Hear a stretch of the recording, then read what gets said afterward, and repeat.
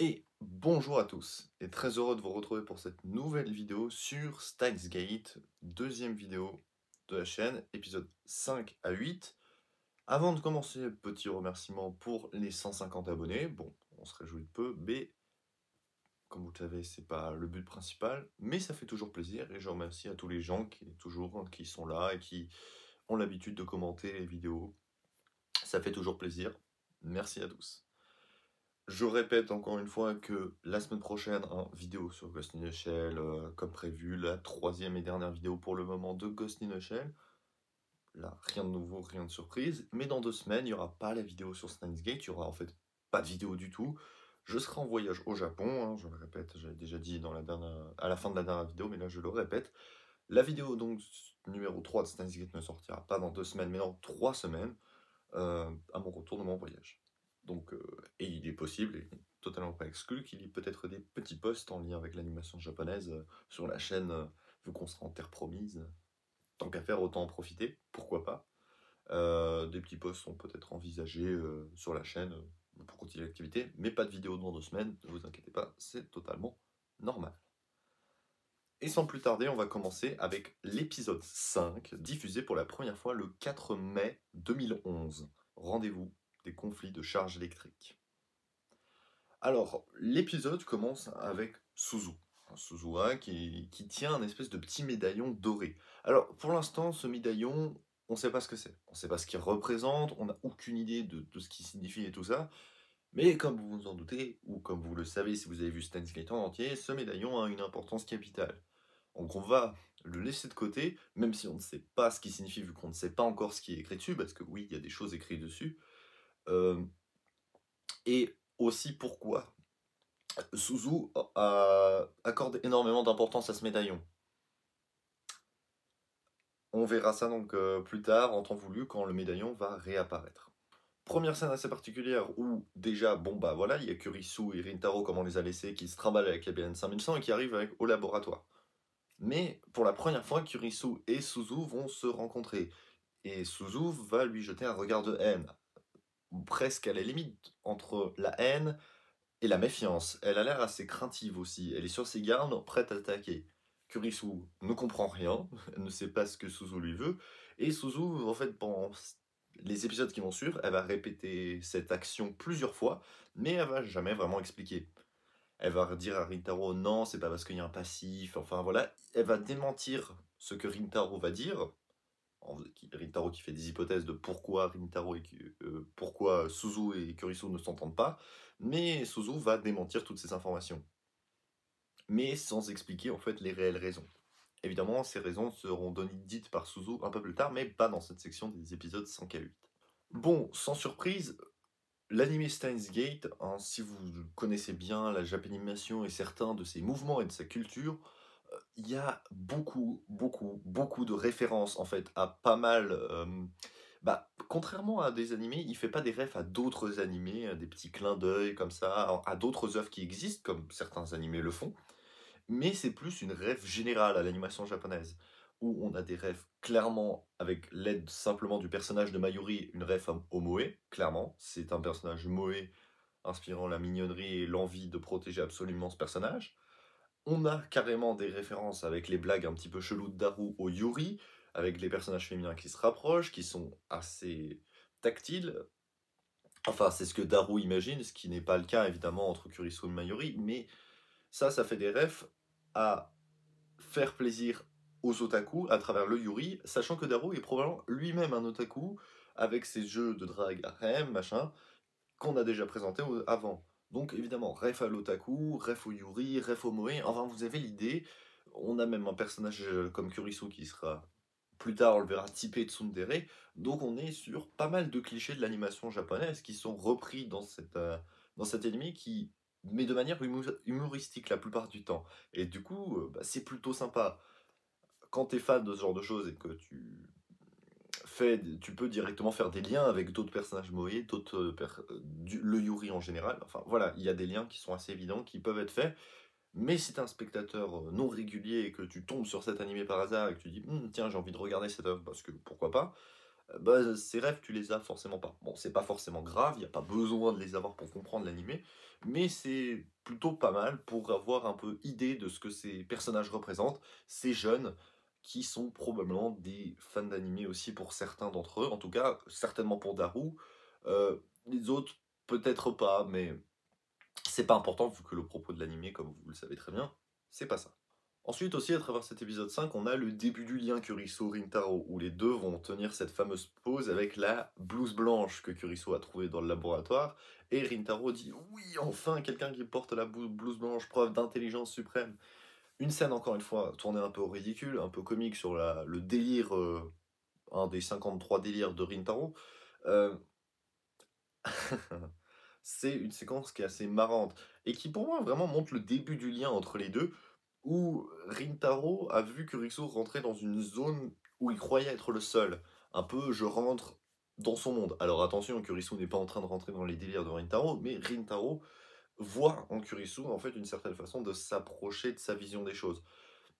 Même si ça reste léger, on va pas se mentir. Pendant le même temps, et ça c'est le point principal de l'épisode 5, l'IBN 5100 est enfin mis en marche grâce aux travaux de Daru. Et, et on va enfin pouvoir faire plus de recherches sur le Z-programme et le Jellyman's Report. Grâce à Kurisu Makise qui sait lire l'anglais, elle peut déchiffrer tout ce qui est marqué dans ces Jellyman's Report et montrer que oui, le CERN travaillait bien pour les voyages à travers le temps. À travers ces Jellyman's Report, on apprend que le CERN faisait des tests sur des humains et que certains d'entre eux, plus précisément 14, tous ont échoué et sont morts et ont été retrouvés morts sous la forme de gelée verte comme les bananes dans le passé. Certains ont été retrouvés dans les années 70, d'autres dans les années 1920. Ils ont été envoyés dans le passé, ça a bel et bien fonctionné, mais ils n'en ressortent pas vivants. Une théorie d'ailleurs qui est assez soutenue par les scientifiques réels, comme quoi le voyage à travers le temps ce serait techniquement possible, mais si on arrivait à créer une machine par on ne sait pas quel moyen, il est probable qu'un corps humain n'y survivrait pas. C'est pour ça qu'on met de toute façon un peu de... On essaie de freiner ça un petit peu et que la communauté scientifique ne s'intéresse pas vraiment au sujet parce que même si on serait en capacité de le faire, il est probable que les corps ne survivraient pas, donc l'intérêt est assez minime. D'ailleurs, vous pouvez l'observer également, et grâce à des expériences scientifiques qui sont faites justement au CERN, où le CERN a déjà montré que la téléportation d'atomes, ou plus ou moins quand il est fait remonter dans le temps de quelques secondes, eh ben ça les détruisait. Ils mouraient. En fait, les électrons et les protons et les neutrons se disloquent complètement et l'atome n'existe simplement plus. Euh, voilà, enfin, ça devient d'une énorme tas de charpie, ça ne ressemble plus à un atome. C'est pour ça qu'ils n'ont pas forcément envie d'aller plus loin, parce que dans notre réalité, le CERN n'est a priori pas une organisation complotiste ou je sais pas quoi. c'est...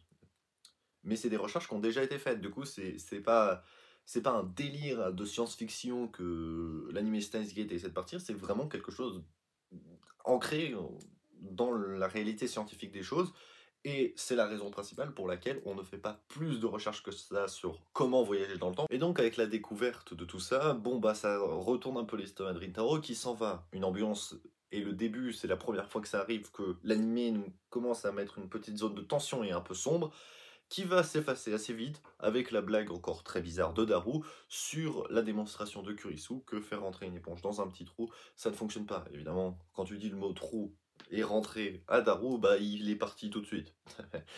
Donc cette ambiance assez noire et assez obscure qui est présentée pour la première fois dans Steins Gate est assez vite effacée avec cette blague chelou de Daru comme à son habitude. Kurisu va retrouver Rintaro sur le toit, et Rintaro va encore une fois partir dans ses délires de je le savant fou, etc. Je cache mon jeu. Et l'épisode donc se termine encore avec ses aspects comiques, que ce soit des allusions sexuelles de Daru, puis ensuite des délires un peu de Rintaro. Donc l'anime revient assez vite sur ses bases pour que cette ambiance sombre, pour le moment, ne prenne pas le dessus sur l'ambiance un peu plus marrante qu'il y a derrière Steins Gate. Mais évidemment, comme vous le savez certainement, ça va changer au cours d'histoire. Épisode 6, les divergences sur l'effet papillon, diffusé pour la première fois le 11 mai 2011. On retrouve notre ami Shining Finger, Moeka, qui, on voit, reçoit plein de mails d'un certain FB. Alors FB, on ne sait pas qui c'est.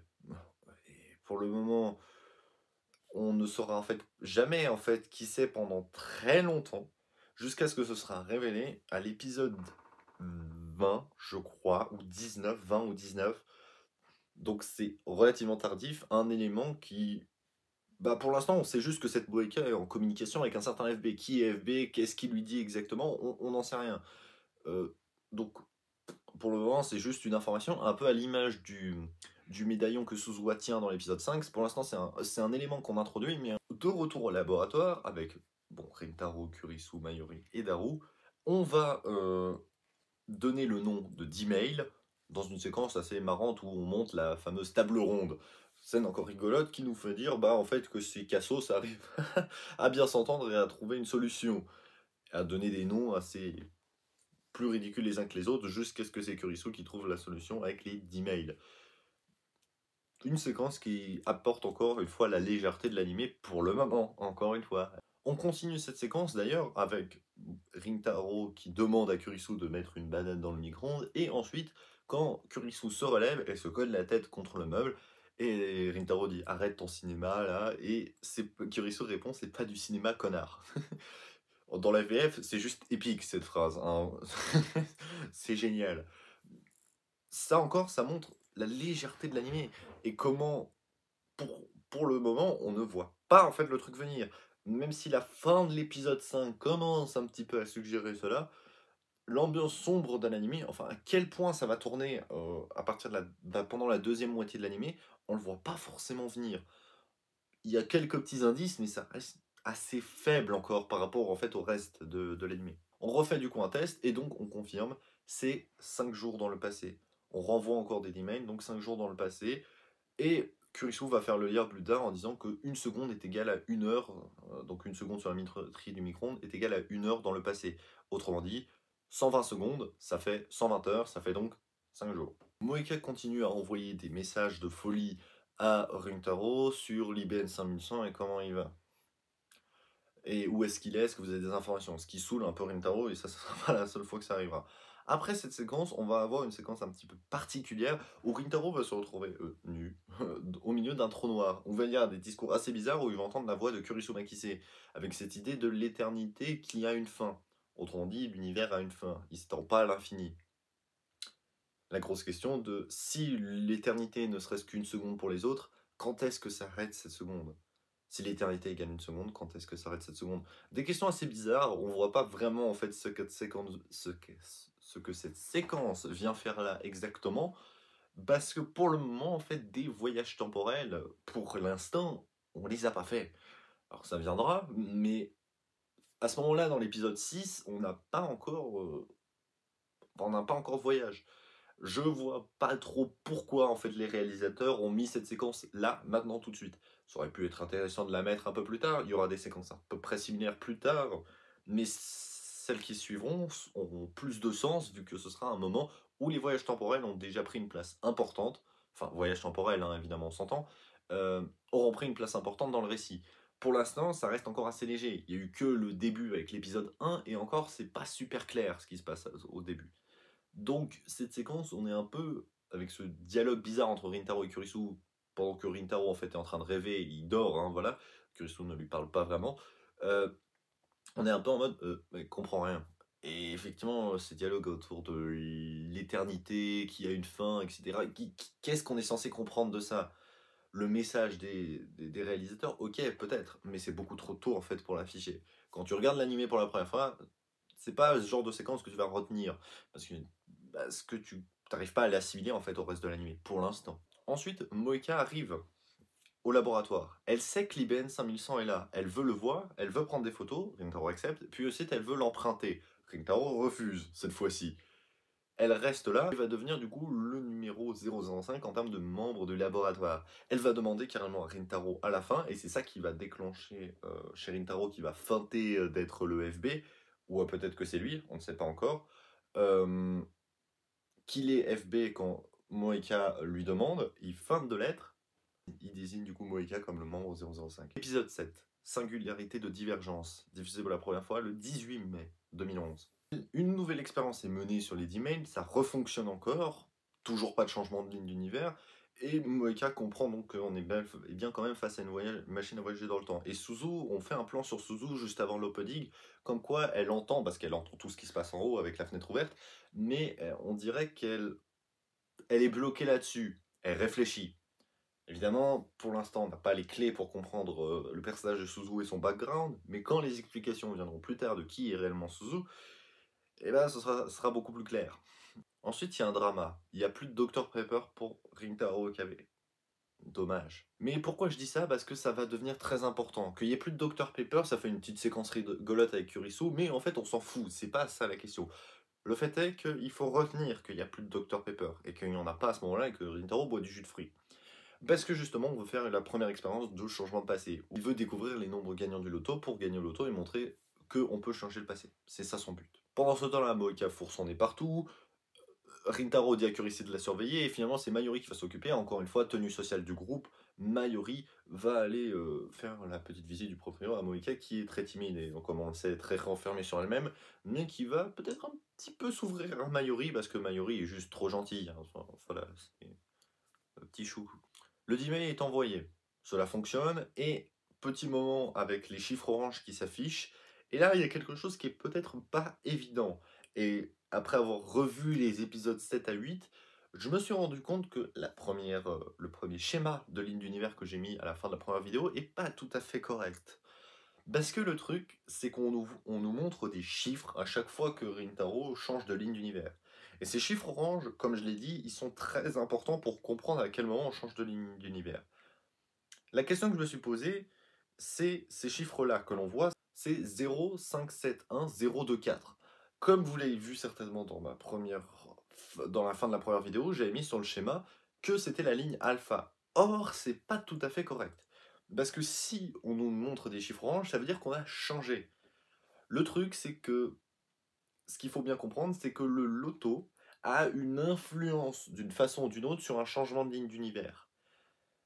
La question, c'est est-ce que ça change le nombre de divergences? Et là, c'est là où il y a un petit flou, en fait, sur le diagramme, parce qu'il y a deux possibilités. La première possibilité, c'est qu'il y a eu un nombre affiché en orange qu'on n'a pas vu et qu'on n'a pas donné l'information, qui n'est donc pas celui que je viens de donner, et qui est genre 0, 6, etc., ou je sais pas quoi. Enfin, un autre nombre, peu importe quoi exactement, un autre nombre. Le truc, c'est qu'on l'a pas vu, et on peut pas l'affirmer qu'il a existé. Mais le truc, c'est qu'il y a forcément un changement de ligne d'univers, vu que le Dr Pepper, comme j'ai dit tout à l'heure, qui n'était pas là au moment du début de l'épisode 7, il se retrouve sur la table. Donc, et que ensuite, bah, nos amis, ils n'ont aucun souvenir, les autres, à part Rintaro, n'ont aucun souvenir de ce qui s'est passé. Donc ça veut dire qu'il y a eu un changement de ligne d'univers, comme on le verra par la suite, quand ça va se répéter plusieurs fois. Or, on ne sait pas d'où on est parti.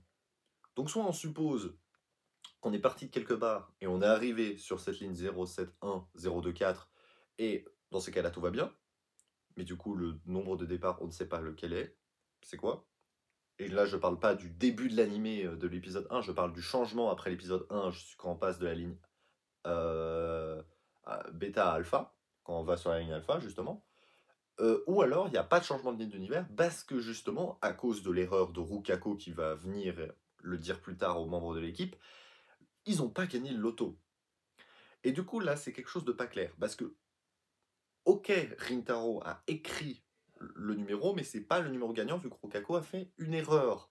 Donc, vu qu'ils n'ont pas gagné le numéro gagnant, ça veut dire que celui qui a réellement gagné, on ne sait pas qui c'est toujours le même. Donc, dans ce sens-là, il n'y a pas de changement de ligne d'univers. C'est-à-dire qu'en fait, il n'y a aucun événement dans les continuités des deux univers qui a divergé. Il n'y a aucune différence, vu que Rintaro n'a toujours pas gagné le numéro à cause de l'erreur de Rokako. Le truc, c'est qu'il y a quand même ce Dr Pepper qui a spawn entre les deux changements. Donc là, il y a peut-être une toute petite erreur dans Steins Gate où on nous suggère qu'il y a eu un changement de ligne d'univers, mais en fait, il n'y en a pas. Donc qu'est-ce qu'on doit croire? Est-ce qu'on doit croire le numéro perdant du loto?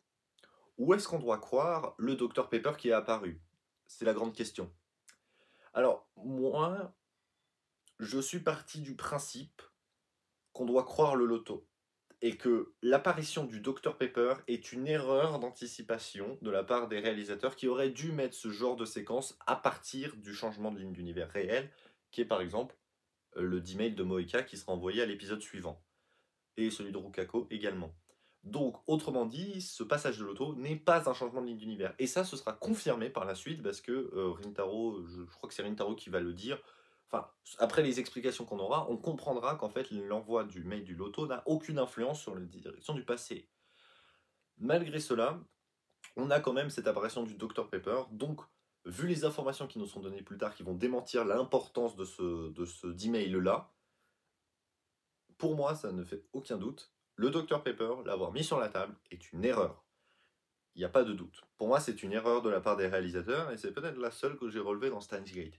Donc, autrement dit, la ligne d'univers, je me suis dit que je m'étais trompé sur mon petit schéma, mais en fait, non. Enfin, je considère pas, mais vu qu'il y a cette confusion à cause du Dr Pepper, je peux plus l'assurer à 100%. Est-ce que c'est une erreur volontaire ou pas? Est-ce qu'il y avait vraiment quelque chose de pas clair? Parce qu'on pourrait dire carrément que l'erreur, ça a été de mettre ce passage avec les chiffres orange dans la tête de Rintaro. Ou justement, vu qu'il n'y a pas de changement de ligne d'univers, on n'aurait pas dû avoir ces chiffres-là.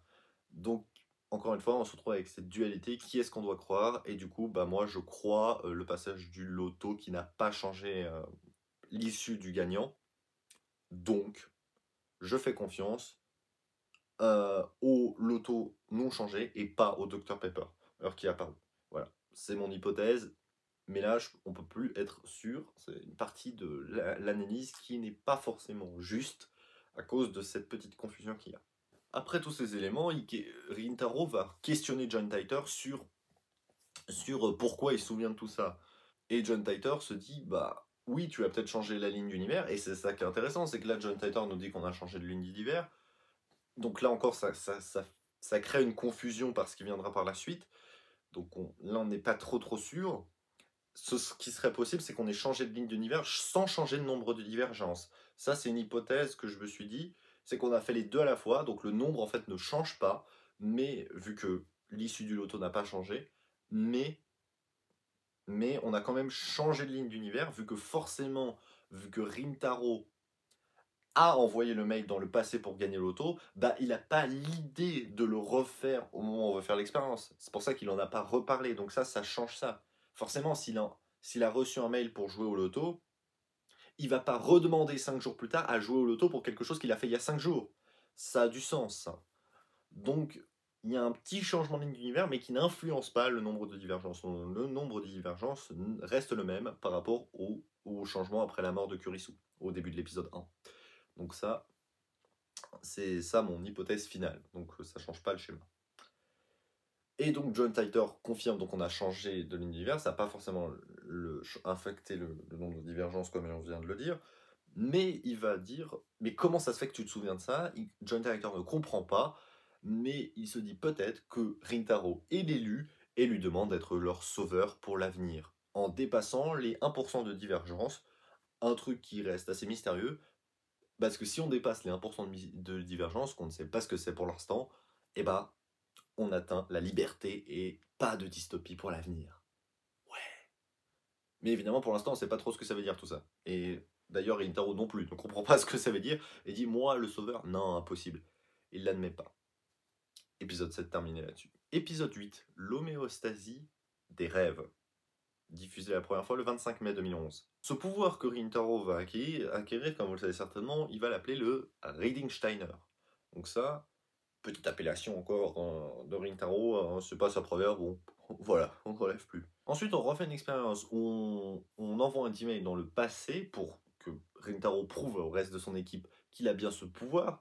Il envoie un mail dans le passé pour que Daru gagne contre Ferris pour changer les lignes d'univers. Le mail a bien été envoyé dans le passé, mais Daru n'a pas gagné contre Ferris à la Coupe de Ferris. Probablement que là, ce qu'on essaie de dire, c'est que envoyer des messages dans le passé, ça suffit pas pour le changer. Est-ce qu'il y a une part de hasard aussi? On ne sait pas. Là, les réalisateurs ne vont pas plus loin dans l'explication, mais on nous dit que on peut pas juste changer le passé parce qu'on a décidé de le faire. C'est un peu plus compliqué que ça. Enfin, il doit y avoir des éléments en plus. Ensuite, phrase assez culte, où Rintaro et Kurisu vont discuter. Kurisu n'est pas vraiment trop sûr de vouloir continuer ça, parce qu'elle trouve injuste de changer le passé. En disant que ces 18 ans qu'elle a vécu, toutes ces expériences, tous ces échecs et toutes ces réussites, elle voudrait les changer pour rien au monde, parce que c'est ça qui l'a forgé, la personne qu'elle est. Ça, c'est très intéressant, et c'est assez puissant, ce message de Kurisu. Moeka les avait écoutés les deux et surgit de l'ombre et veut envoyer un email. On rappelle que donc Moeka est le membre 005 depuis quelques temps. On va au labo et Moeka va envoyer un email à elle-même donc pour s'empêcher d'acheter ce nouveau téléphone qu'elle n'aime pas. Là pour le coup ça a fonctionné et là on va avoir une divergence. Donc Moeka on peut supposer qu'elle n'a pas acheté le téléphone mais ça va avoir une influence que en fait Moeka ne va jamais aller plus loin que le premier message qu'elle a envoyé.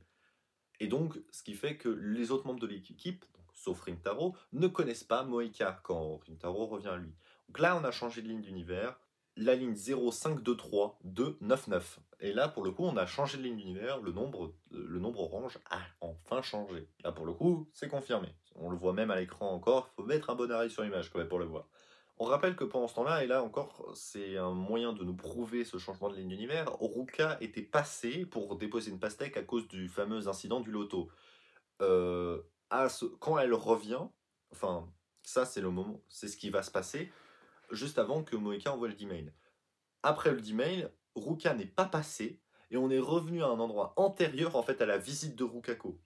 Plus tard, Rukako va nous dire qu'elle a été, donc toujours dans le même épisode, qu'elle était devant la porte au moment où il va entendre Rintaro qui va dire on a envoyé Moeka, on a fait disparaître l'existence de Moeka, la panique, etc. Puis ensuite, Rintaro va se rendre compte qu'en fait Moeka, non, n'est pas morte, elle va bien. C'est juste que les circonstances de leur rencontre ne sont plus exactement les mêmes et qu'elle n'a jamais vu les autres membres du labo. Et donc, Rukako n'est pas rentrée avec sa pastèque, mais elle voulait y rentrer et donc elle n'est pas passée. C'est encore une fois pour nous montrer qu'on a bien changé de ligne d'univers et qu'on est revenu du coup à un moment antérieur à l'envoi du email. Parce qu'il y a une compression, etc. Et en fait, tout cela est logique. Parce que c'est logique en fait qu'il y ait une compression et qu'on soit renvoyé dans le passé avant la visite de Rukako. Pourquoi?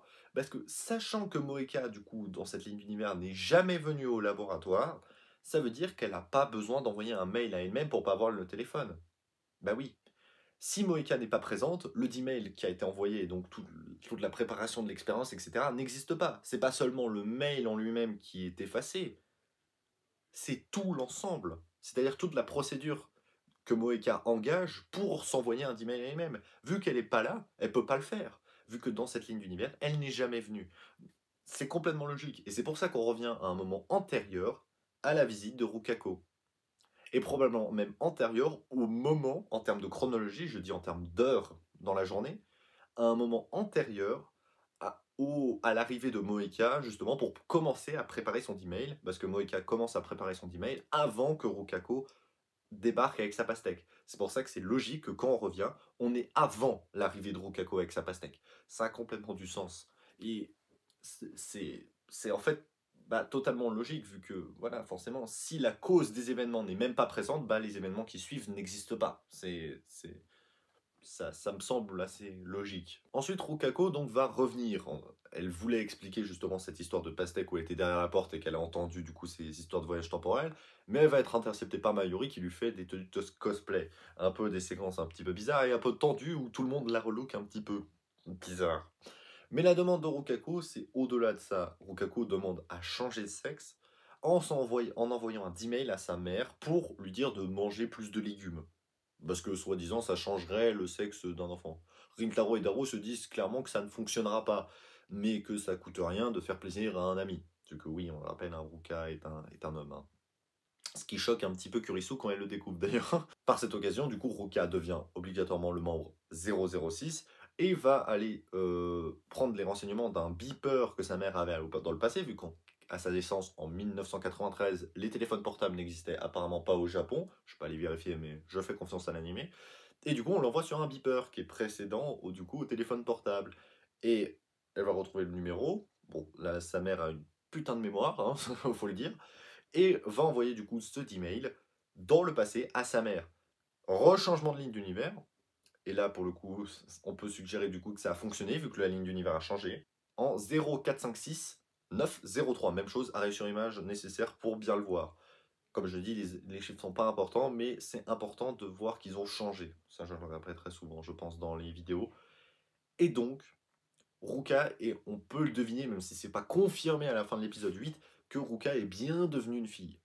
D'ailleurs, Rintaro, quand il revient un peu, Ruka est présente, est présente, du coup, oui, il faut le dire comme ça, et relook un petit peu Ruka. Pour se dire, un mec ou fille regarde un peu bizarre comme ça, Kurisu reprend Rintaro en disant non mais oh, tu regardes pas une fille comme ça. Ce qu'elle a un peu raison, c'est un peu bizarre, ce qui choque un peu Mayuri, etc. Et c'est là qu'on peut se dire que Ruka est devenue une fille, entre guillemets, parce que du coup, elle est née fille, enfin, Rukako est du coup une fille à ce moment-là, parce que Mayuri est immédiatement choqué également que Rintaro regarde Rukako. Ce qui signifie que Mayuri a connaissance de Rukako comme étant une fille. Ce que je veux dire, c'est que si Rukako était un gars, Rintaro le fait plusieurs fois, bah Mayuri, elle est pas choquée par Rintaro qui regarde un petit peu Rukako, vu que Rukako est un mec. Mais dans cette ligne d'univers, vu que Rukako est a priori une fille, et que Mayuri connaît Rukako comme étant une fille, et bah, quand Rintaro regarde, ça choque Mayuri. C'est assez logique en soi. Donc même si c'est pas affirmé à 100%, à la fin de l'épisode 8, on peut d'ores et déjà dire, grâce en plus donc au comportement de Mayuri, mais en plus de cela au changement des fameux chiffres orange, on peut le dire, Rokako est devenue une fille. Enfin, c'est pas est pas devenue une fille, mais est une fille et née fille dans cette ligne d'univers, vu qu'on l'a, on le rappelle, rechangé. Et c'est comme ça, du coup, donc, que l'épisode 8 se termine. Et voilà, c'est tout pour cette deuxième partie de Steins Gate. Donc, comme je l'ai dit, la semaine prochaine, Ghost in the Shell, The New Movie, film de 2015, et vidéo prochaine de Steins Gate dans 3 semaines, avec le voyage au Japon forcément qui décale. Je vous mets, comme d'habitude, la petite ligne chronologique des événements de Steins Gate qui a évolué forcément, vu que là on commence à avoir des éléments intéressants de changement de ligne d'univers, donc là ça commence à être intéressant. Et sur ce, je vous dis à plus tout le monde.